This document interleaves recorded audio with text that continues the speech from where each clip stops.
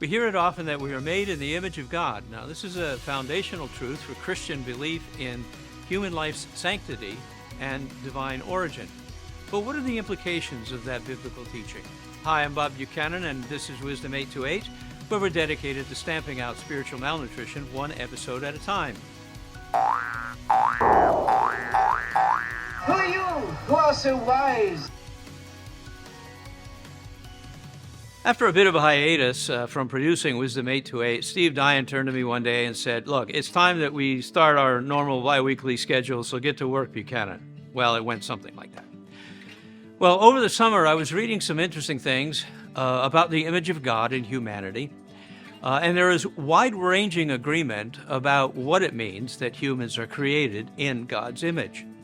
Well, it doesn't mean that we look like God because God is spirit and has no physical being, but that God has shared with us certain of his attributes that can be found in him. But God has also not given us something. He hasn't given us attributes like his omniscience, his all-wisdom, or omnipresence, that he can be in all places at the same time, and so on. All of the omnis belong to God alone. But what God has given us is actually a privilege to enjoy and to use for his glory. Humans are distinct beings from God. We are not emanations of his being, but we are creations of his. God is not dependent on us, but we are definitely dependent on him. God has made us unified persons. Now that means that there's no part of our human capacities that are any more or less important than any other part of us. All aspects of our humanity function as a single unit, systemically brought together in a single person. Now, God has given us an outer material body. We can see that in one another, but he's also given us an immaterial inner spirit. God himself is spirit, and he has shared with us some aspects of his nature. So, for example, God has given us a soul which functions for many purposes. We can think, we can feel emotions, we have a will, we experience right and wrong with the aid of our consciences, and we can relate to others.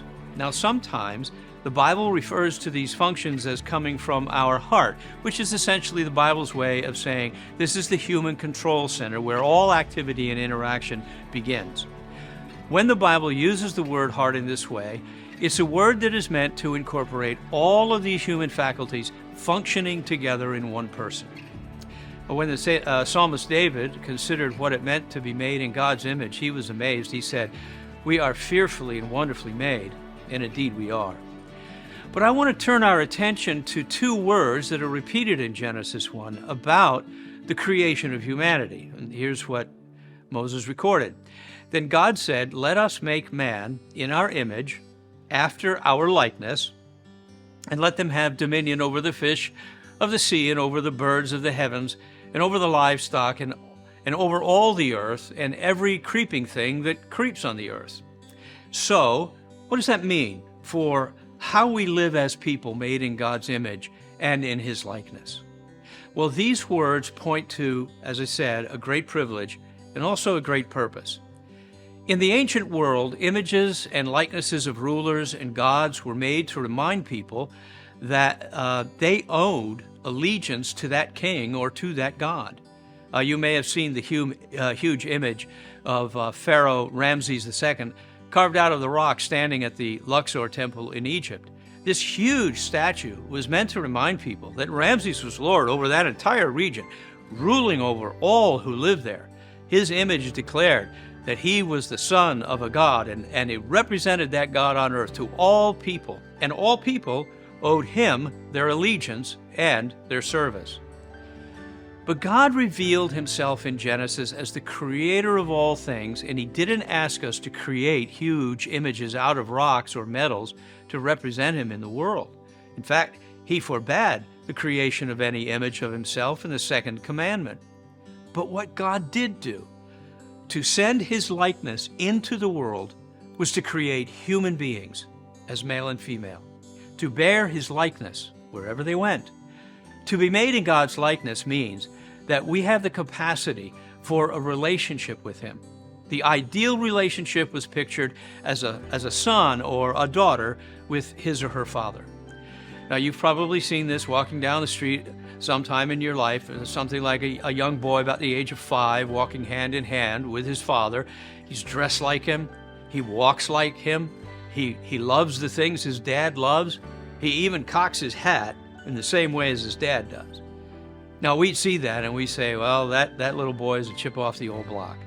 Well, this is what it means to be made in God's likeness, that we have this great privilege of relationship with God, our Father, who is our Creator.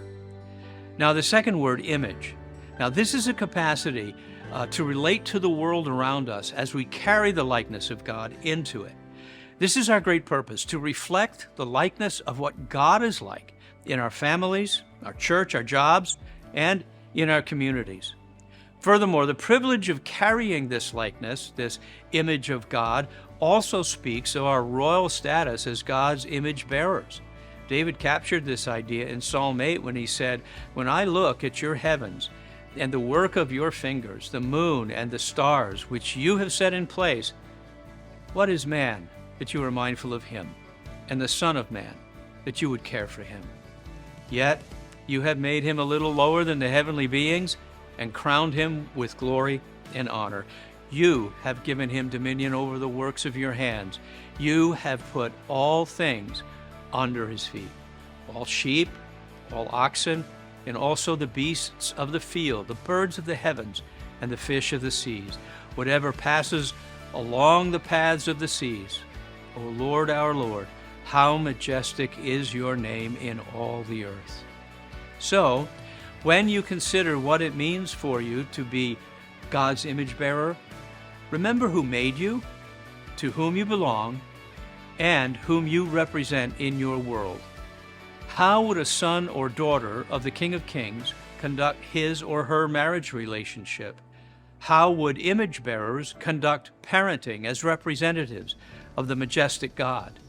What would your work setting look like, knowing the privilege that you have as God's ambassador? Well, that's all the time we have for today. Thanks for joining me and Steve Dion behind the camera for Wisdom 828, where we're dedicated to stamping out spiritual malnutrition, one episode at a time. You'll be of good cheer.